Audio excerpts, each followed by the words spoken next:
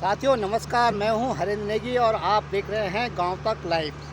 साथियों हम लोग अभी हैं अगस्त मुनि क्रीड़ा मैदान में और आज 4 जून है। 4 जून को आज यहाँ पे लोकसभा की जो मतगणना है वो गणना हो रही है और हम आपको तस्वीरों में दिखा सकते हैं कि किस प्रकार से जो अभी जो गणना चल रही है 9वें और 10वें राउंड की गणना चल रही है। और सुरक्षा व्यवस्था की बात करें तो लगातार यहाँ पे सुरक्षा व्यवस्था की 3 घेरे में 3 लेयर में यहाँ पे सुरक्षा व्यवस्था पुलिस द्वारा की गई है, आईटीबीपी द्वारा की गई है तमाम तरह के। तो अब हम आपको पूरे ग्राउंड की जो रिपोर्ट है वो इसको दिखा रहे हैं आपको किस प्रकार से आप देख रहे होंगे। ये कार्यालय है और यहीं पे जो मतगणना है जो मतगणना यहाँ पे हो रही है। कार्यालय जिला क्रीड़ा अधिकारी स्पोर्ट्स स्टेडियम अगस्तमुनि में है और ये भारत निर्वाचन आयोग का यहाँ पे।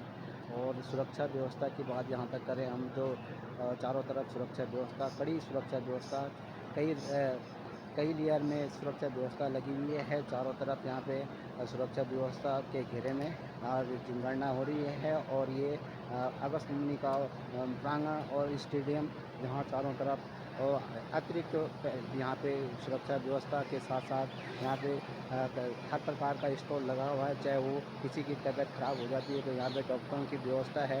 अतिरिक्त अगर कोई किसी को आरओ की ज़रूरत पड़ेगी तो वो सब हर प्रकार की फोर्स यहाँ पे हर प्रकार के व्यक्ति यहाँ पे लगाए गए हैं। तो निश्चित तौर पे हम आपको दिखा सकते हैं कि किस प्रकार से ये और सीओ साहब रुद्रप्रयाग के लगातार सुरक्षा व्यवस्था में लगे हुए हैं और जांच परख उन्हीं के निगरानी में इस प्रकार से सीओ साहब बड़ी किस तरह से सुरक्षा व्यवस्था कैसे चल रही है? सुरक्षा व्यवस्था इस समय हमारे जो 3 लेयर सुरक्षा व्यवस्था है और अंदर जो हमारे काउंटिंग चल रही है उसमें हमने अलग से व्यवस्था की है।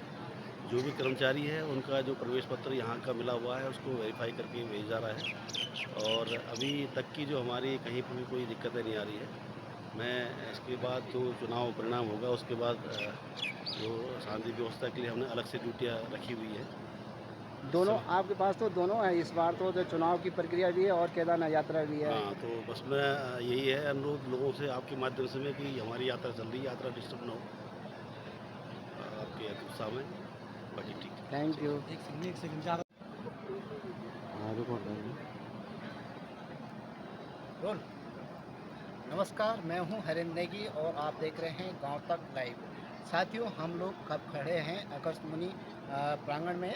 ये बहुउद्देशीय क्रीड़ा कॉम्प्लेक्स है और आज 4 जून है। 4 जून को देश की जो लोकसभा चुनाव है उस चुनाव का परिणाम घोषित हो रहा है। रुद्रप्रयाग विधानसभा में रुद्रप्रयाग की बात करें तो रुद्रप्रयाग में 2 विधानसभा है, 7 विधानसभा और 8 विधानसभा। हमारे साथ स्वयं यहाँ पे रुद्रप्रयाग के जो विधायक हैं भरत सिंह चौधरी जी दूसरी बार के विधायक हैं और किस प्रकार से उन्होंने मेहनत की है ये उनके मेहनत का परिणाम शायद में आज दिखाई दे रहा है कि जो उनके प्रत्याशी थे अनिल बलूनी जी गढ़वाल लोकसभा सीट से किस तरह से देखते थे और कितने आगे इसमें राउंड में अगर 7-8 के राउंड की बात करें हम तो किस तरह से बैकअप है? देखिए अभी तक लगभग 9,000 की लीड हमारी है और मैं समझता हूँ कि ये लीड ओवरऑल 15,000 से ऊपर जाएगी। तो बेशक हमारी अपेक्षा से कुछ कम वोट पड़े हैं क्योंकि मतदान कम हुआ है। हमारा वोटर थोड़ा उदासीन भी रहा क्योंकि पहले से उसको पता था कि हमारी जीत हो रही है। इस नाते उनकी जो उदासीनता थी वो थोड़ी सी दिक्कत तलब हुई और हमारा जो ये परिणाम है लेकिन उसके बावजूद भी 8वें राउंड तक हमने लगभग 9,000 वोटों की लीड यहाँ पर स्थापित कर ली है और 15,000 से ऊपर की लीड से हम विधायक जी विधानसभा चुनाव में अगर लोकसभा की बात करें तो लोकसभा में जिस तरह से कांग्रेस फाइट टू फाइट मतलब जिस तरह से मतलब काफ़ी आप जिस तरह से कह रहे हैं कि काफ़ी मेहनत की है उन्होंने तो आने वाले विधानसभा में कोई दिक्कत नहीं है कांग्रेस से? देखिए जैसा कि मैंने आपसे कहा कि अभी भी 15,000 की जो है वो लीड यहाँ पर मौजूद है और 15,000 की लीड पार लगभग कांग्रेस के लिए नामुमकिन है। उसके अलावा 3.25 साल का कार्यकाल अभी हमारा बाकी है। बहुत सारी हमारी जो योजनाएँ हैं वो पाइपलाइन में हैं। जैसे जैसे वो काम होंगे तो निश्चित रूप से यहाँ पे हमारा जनाधार बढ़ेगा और बेहतर हम विधानसभा चुनाव में परिणाम ला सकेंगे। जो 400 पार का जो नारा बीजेपी ने दिया था, खासकर मैं बात करूं, तो आप ये मानते हैं इस बात को कि मोदी के नाम से ही पूरा देश चुनाव लड़ रहे थे जो प्रत्याशी थे? बहुत सारे ऐसे लोग होंगे जो अपने नाम पे, अपने दम बल पे चुनाव लड़ते हैं, लेकिन आप मानते हैं इस बात को कि बीजेपी के केवल मोदी के नाम से ही चुनाव लड़ रहे थे? देखिए, बिल्कुल आपने दुरुस्त बात कही और इस देश में ये एक परंपरा सी रही है। कभी यहाँ के चुनाव जवाहरलाल नेहरू के नाम पे लड़े गए, कभी इंदिरा गांधी के नाम पे लड़े गए, कभी अटल जी के नाम पे लड़े गए और मैं समझता हूँ अभी तक के सर्वकालिक लोकप्रिय नेता के रूप में नरेंद्र मोदी जी उभरे हैं। तो निश्चित रूप से हर पार्टी वर्कर का ये हक होता है कि वो अपने नेता के नाम पे चुनाव लड़े और वही भाजपा ने भी किया है। लेकिन उसके बावजूद ये कहना कि सिर्फ उसी बलबूते पे लोग चुनाव जीते हैं, मेरे ख्याल से थोड़ी ज़्यादती होगी, क्योंकि ऐसे भी बहुत सारे प्रत्याशी हैं जो चुनाव नहीं जीत पाए। तो अपने नेता के नाम पे चुनाव लड़ने की बहुत पुरानी परंपरा इस देश में है और मोदी जी जैसे नेता के नाम पे निश्चित रूप से कोई भी प्रत्याशी होगा वो वोट मांगेगा, जीत की उम्मीद रखेगा। उत्तर प्रदेश की बात करें और हरियाणा की बात करें तो उत्तराखंड की बात तो ठीक है कि 500 सीटें या जितनी भी सीटें हैं वो बीजेपी जीत रही है, लेकिन उत्तर प्रदेश में ऐसा क्यों, क्या हो गया कि बीजेपी सबसे ज़्यादा ये सोच के चल रही थी कि पिछली बार 63 सीटें आई थी और गठबंधन लगा के जो भी सीटें आई होंगी, इस बार बीजेपी यूपी में बहुत पिछड़ रही है। अभी तक अगर ओवरऑल बात करें तो 35 या 36 वोटों सीट पे ही आगे बढ़ रही है, ऐसा क्यों? देखिए, जैसे मैंने आपसे कहा कि जो वहाँ का की सोशल इंजीनियरिंग है, जो जातीय समीकरण है और जिस तरह से मुस्लिम मतदाता वहाँ पर एकजुट होकर के इंडी गठबंधन के पक्ष में खड़ा हुआ है, उसे निश्चित रूप से हमको वहाँ पर नुकसान हुआ है। लेकिन उसके बावजूद भी अभी 35 सीट का जो आपने कहा ये शुरुआती रुझान है और इससे कई बेहतर परिणाम हम वहाँ पे हासिल करेंगे। ये थे हमारे साथ विधायक जी और इनको अग्रिम बधाई हमारी ओर से, ढेर सारी बधाई हमारे विधायक जी आपको, और आगे भी आप लोग इसी तरह से, आप तो विधायक तीसरी बार विधायक बनेंगे, लेकिन आपने ये लोकसभा का भी प्रत्याशी को जी रुद्रप्रयाग से आगे लीड दिलाई है, तो ये कामयाबी, क्योंकि लोकसभा की बात करें तो विधानसभा रुद्रप्रयाग और केदारनाथ से भी जाता है, निश्चित तौर पे जिस विधानसभा से अच्छा लीड पड़ेगा उस विधायक को भी शाबाशी दी जाती है। तो बहुत बहुत धन्यवाद आपके लिए। तो आपने देखा होगा कि इस प्रकार से जिस तरह से चुनाव की जो गणना हो रही है वो 7वें 8वें राउंड की गणना हो गई है और बीजेपी अच्छी लीड बना के आगे चल रही है। हरियाणा की गांव तक रुद्रप्रयाग इस हिसाब से 14 जैसे हमारे यहाँ 7-8 हज़ार की लीड है। और जी भाजपा ने अब की बार 400 पार के नारे को लेकर के ही चुनाव लड़ा है। हर बूथ लेवल से लेकर के राष्ट्रीय स्तर तक भी कार्यकर्ता जुटे हुए थे, लेकिन जिस प्रकार के शुरुआती रुझान आ रहे उसमें कहीं भाजपा अपने दम पे सरकार बनाती हुई नजर नहीं आ रही है, क्या कहेंगे? देखिए, अभी लगभग 11:30 बजे का समय हो रहा है और जो रुझान अभी हमको प्राप्त हो रहे हैं तो उसके हिसाब से लगभग 300 सीटों पे भारतीय जनता पार्टी और 250 के आसपास इंडिया गठबंधन आगे चल रहा है। ये सिर्फ रुझान है। भारतीय जनता पार्टी के प्रत्याशी जिन सीटों पे आगे चल रहे हैं वो लगभग 1 लाख 2 लाख ऐसे मतों से आगे चल रहे हैं। वहीं जो इंडिया गठबंधन के जो प्रत्याशी हैं वो लगभग 5,000, 10,000, 15,000 वोटों से आगे चल रहे हैं। तो मैं समझता हूँ 2 बजे तक पिक्चर क्लियर हो जाएगी और जो हमारे प्रत्याशी हैं वो लगातार लीड करेंगे और हम भारतीय जनता पार्टी के नेतृत्व में पुनः तीसरी बार मोदी जी के नेतृत्व में सरकार केंद्र में बनने जा रही है।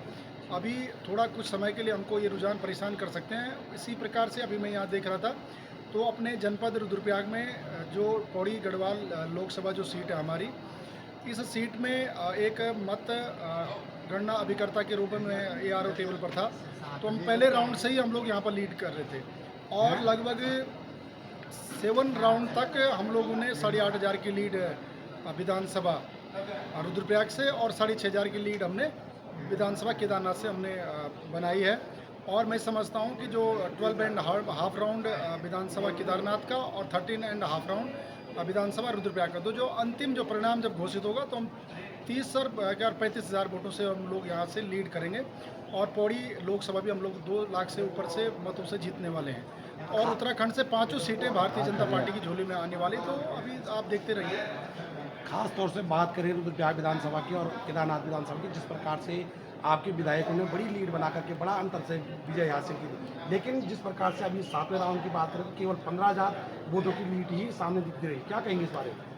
देखिए, ये लोकतंत्र है, इसमें जो वेल ट्रांसपेरेंसी हम इसको कह सकते हैं। हमने किसी पे कोई दबाव नहीं डाला है। जितना भी मतदाता अपने हिसाब से वोट करता है, प्रयास राजनीतिक दल ये करते हैं कि उसमें बहुत अच्छे ढंग से प्रचार प्रसार करके उसको मतदाता तक पहुंचना हमारा काम होता है। और उसके बाद वो वोट करता है, तो वोट अगर मैं समझता हूँ 15,000 की लीड बहुत अच्छी लीड होती है। एक छोटी सी विधानसभा है, 1-1 लाख के आसपास हमारे यहाँ पर मतदाता हैं। तो 1,04,000 मतदाता विधानसभा रुद्रप्रयाग में और 1,09,000 मतदाता विधानसभा केदारनाथ में। तो मैं समझता हूँ कि अगर इतनी केवल जो यहाँ पर हमारा 53% का ही मतदान हुआ है, तो इस स्थिति में ये बहुत अच्छी लीड इसको कह सकते हैं। तो 30-35,000 की अगर लीड दे रहा है एक जनपद, तो ये वेरी वेल मैं कह सकता हूँ। मोदी मिशन केदारनाथ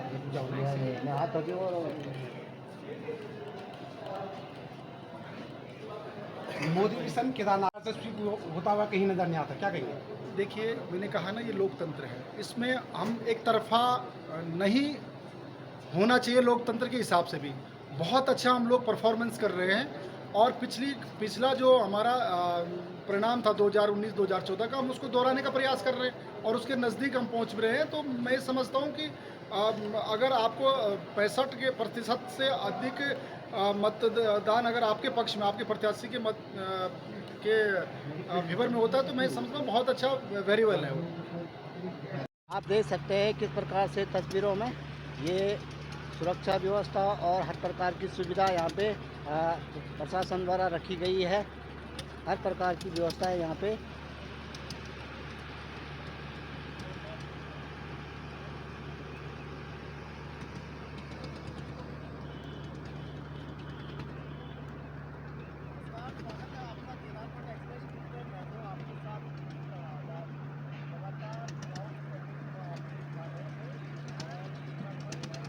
और केदारनाथ विधानसभा 08 की और 07 की, तो रुद्रप्रयाग विधानसभा से, रुद्रप्रयाग जनपद से लगभग 20,000 की लीड भाजपा के प्रत्याशी को रुद्रप्रयाग से मिल रही है। तो आप अनुमान लगा सकते हैं कि किस प्रकार से जो वोट प्रतिशत है, जो बीजेपी का जो लीड का प्रतिशत है, वो काफ़ी आगे है।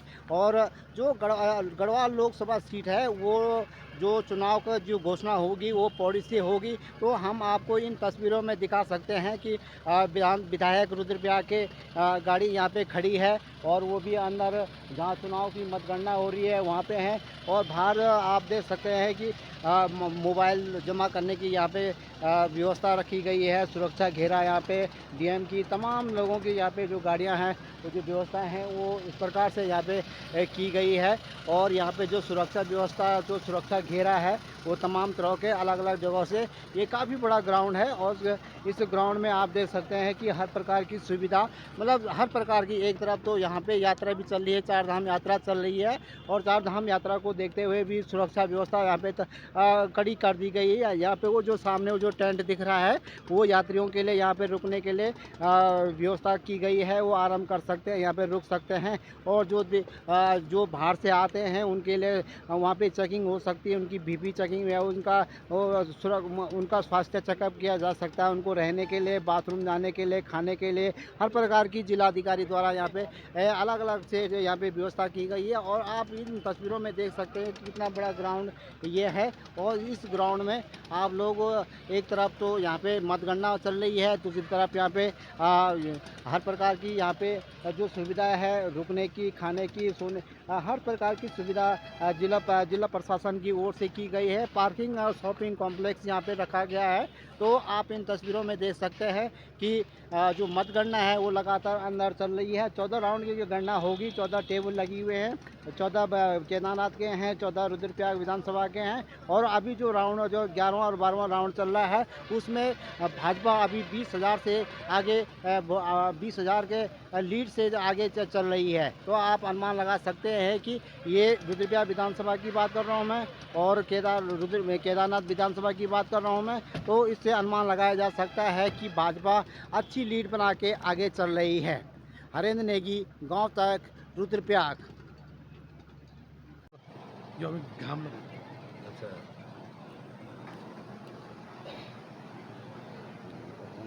ये पकड़े थे। में आता है।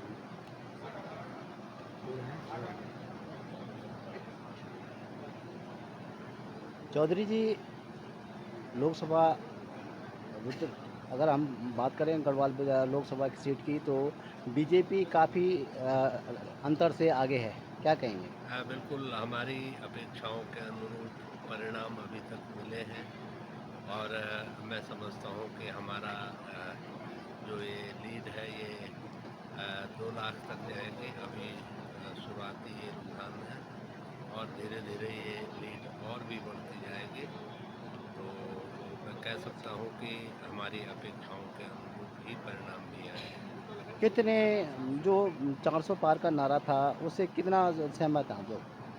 देखिए 10 साल की सरकार चलाने के बाद एंटी इनकम्बेंसी